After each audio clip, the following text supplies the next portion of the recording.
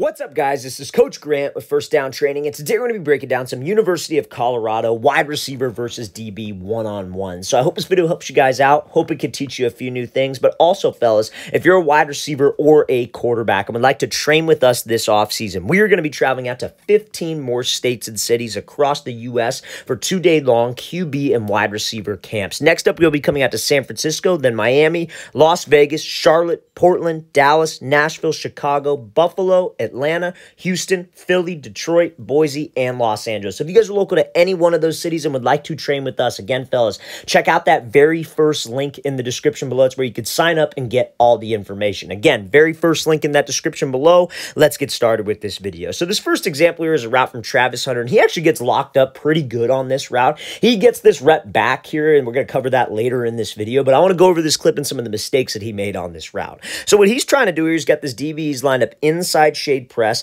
and he's got a fade route, right? So he comes off the ball, he does a little slide release to the outside, gives a fake to the inside, but this DB's all over it, right? That DB jumped to the outside, played his leverage really well. So why didn't this route work? So anytime that you come off the ball, what is a slide release, right? So a slide release is something that you would use versus inside shade press, where you slide to the outside and it kind of forces this DB to make a decision. You see it a lot on like a slant route, for example, right? So receivers, what they'll do is they'll come off the ball, they'll slide to the outside, DB will jump just like this, they give a fake to the outside, and they run this slant route, right? So now, a lot of times what receivers will do is they'll try to pair that release on a fade route as well. They'll come off the ball, they'll slide to the outside, and they'll give a move to the inside, and then take this fade. DB holds the leverage inside, maybe he's gotten beat on the slant before, and that opens up that fade route. You see guys like Davante Adams, Justin Jefferson do this type of release every single time. Now, as a wide receiver, when we come up to the line, you always want to have a plan, right? You come up to the line, you got maybe about 4 or 5 releases that you like. You want to keep things simple. You see a certain press coverage look, you're thinking, okay, I'm going to use this release on this route, I'm going to go. Because as a receiver, you got to play fast. You can't be up there writing a book. You know, you got to think of a release and you got to go quickly.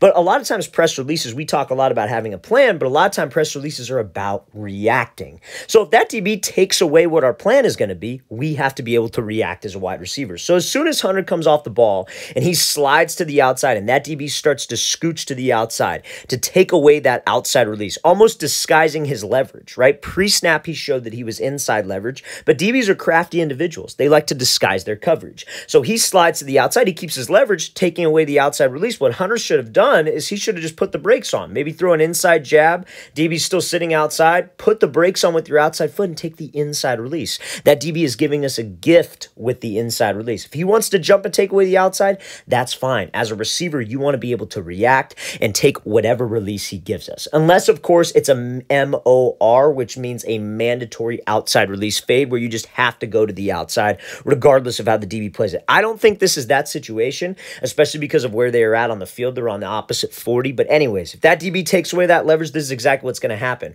If you force an outside release versus a DB who jumps to the outside, you see how far he's squeezing him to the sideline. That is not enough room for that quarterback to fade us over the shoulder, because that's what a fade ball is, right? He's trying to fade us to the outside. He's trying to drop this football between the numbers and the sideline.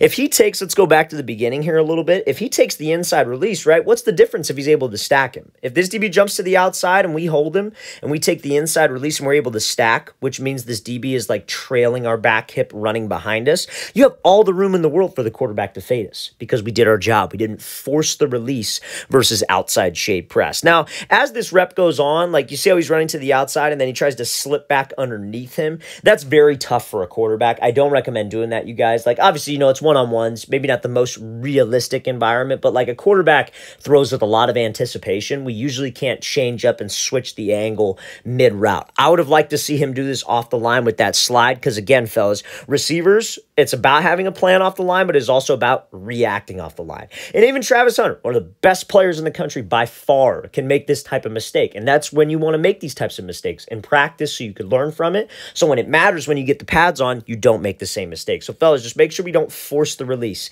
DB takes away the release we want to take. Let's react and release the opposite way. Okay, so now this is another great example of a wide receiver taking what the DB gives us, right? So this wide receiver's lined up. He's going to be running a 10 to 12 yard dig route versus a DB who's lined up inside shade. And this DB is a little bit quicker than him, right? He's a little bit faster than him. So if we have a DB, remember, we're looking for two things when we come up to the line of scrimmage. We're looking for the DB's leverage, and then we're looking from the distance that he has between us. So this DB, the middle of his body is lined up with the wide receiver's front foot. That means that he is shaded to the inside. That means he's trying to take away the inside route. Don't let this receiver run a slant, a dig, or a post, right? Force everything to the outside, make this receiver run out of bounds, right? So what this receiver does, since he has to run this in route, he doesn't force the release. Remember, we talked about this. If he tries to give like some kind of move outside, this DB's whole goal is to prevent the inside release. So if he tries to force the inside release, DB's going to stay patient, keep his leverage, get hands. And guys, if we run this dig route and we end up on the opposite hash, that's not good. That's terrible spacing on the play. So this receiver understands that. He gives a move inside, he closes the space of the DB, he works this throw by, and he keeps plenty of spacing and is still able to maintain timing with that quarterback. So let's break this thing down. So again, DB's here, inside shade. We got maybe about a yard of space. We have to close that space. We close the space, we attack him, he gives him a move inside, gets that DB to hold that leverage, and takes the free outside release. Guys, you got to understand that DB in press, his whole goal in press is to get hands on us and disrupt timing with the quarterback. That's his entire goal. Get hands, disrupt timing, right? So if we let him get hands by forcing the release, we're doing his job for him. Let's take what he gives us. Let's get to the outside with some speed. Our separation comes at the top of the route. We keep timing with the quarterback off the line. So when he gets to the top of the break, again, our goal always against press coverage, remember I said this in that Travis Hunter clip. And again, we're going to show a great Travis Hunter clip here in a second where he does stack the DB and he does take the right release. But again, we see this DB's here. Our goal should be to stack him where he is trailing our back hip. So when we get to the dig portion of this route, or the break point, I mean, we could give a fake to the outside. We could sell like we're running an out route maybe, get this DB to crash, and then we run this dig. But again, this DB's faster than us. Maybe he's a little bit quicker. Maybe he plays it well, and he is running hip to hip with me. So all the way to that break point, I still got to sell fade. I got to sell vertical. My goal is to get him to run downfield with his hips completely flipped. So when I get to the break point, I don't give the route away. I put the brakes on. I could use my inside arm now because I got him in a compromising position. I got him full speed, hips turned.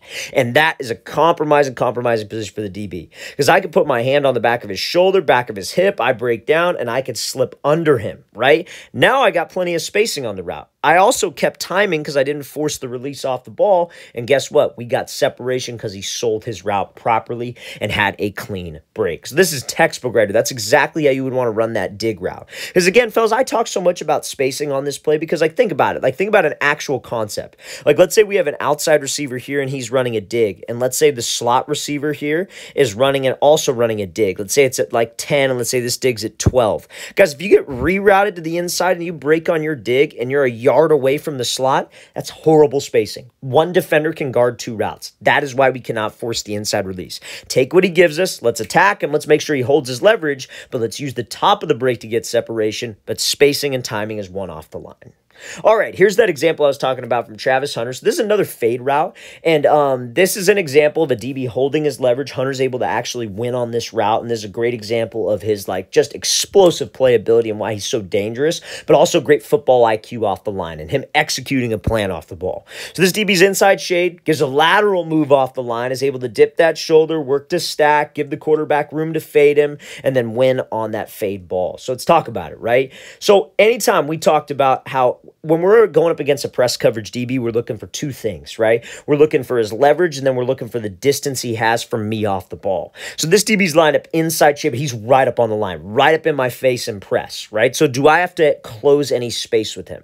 No, right? Because he's right up in my face. I don't need to close space. He's doing that for me. So when we come off the ball with my release, we don't necessarily need to attack him. We can make him miss laterally, right? We can operate behind the line of scrimmage a little bit. Now, you don't want to waste too much time operating laterally. You don't want to dance. You still want to sell the move. And you look at what Hunter does here. You see how he gives this outside move first, and then he gives this inside jab, right? And you see how he's stepping outside the DB's frame. When we do a lateral move, it is very important that you sell with your hips, you sell with your shoulders, and you step outside the DB's frame. You guys want to think of it when he's pressed up right in front of your face, like not giving you any room. It's like 3 driving lanes. You have the far right lane, you got the middle lane where the DB is, and then you have the far left lane. If we're trying to get this DB to move to the left lane, I actually have to step to the left lane. That's the only way that we're going to get him to move and hold that leverage. And just a little hesitation is all we need against press coverage, fellas, because remember, our goal right here, keep timing with the QB. So he's able to take that outside release, dip that shoulder, get skinny, and then, again, beat this DB by a couple steps and lets that quarterback just throw him wide open.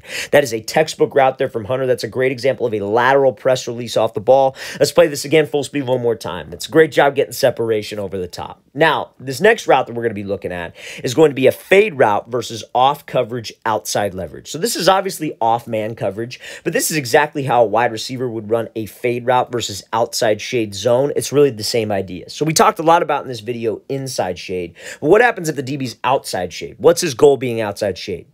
Stop the outside route now, right? So you see how he's even with like the receiver's foot that is back. The receiver's outside foot, that's how you know he's outside leverage. His goal is force everything to the inside because he probably has some kind of help there to the inside, whether that's a linebacker dropping, whether that's a safety in the middle of the field, whatever it is. So if you have to run a fade, we can't obviously just try to run around him. He's going to keep that leverage and squeeze us all the way to the sideline, and he's going to stack us, if you will. That's a legitimate DB technique. They stack us. They stay over the top of us. So what do you think we have to do? We would want to close the space with him, right? We want to run at him. Now, if I had to run an inside break around like a post or a dig, that'd be easy money. You would just run right at him, try to get him to widen, and then cut to the inside, creating a bigger window. But if we have to run this fade route, which is to that leverage, we were trying to make him crash to the inside.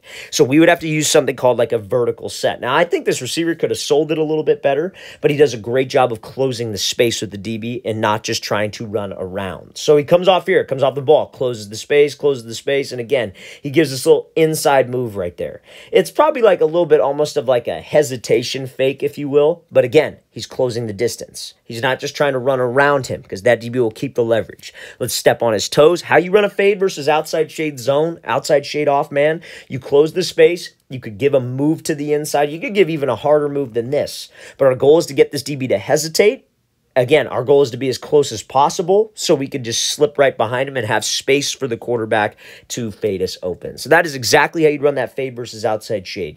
Close the distance, give him a fake inside, maybe a little change of tempo, and let's get hip to hip with him so we give the quarterback room to drop that ball outside. Let's play this thing again, full speed one more time. Great job by this receiver showcasing that technique, not trying to run around, and then winning on that fade ball.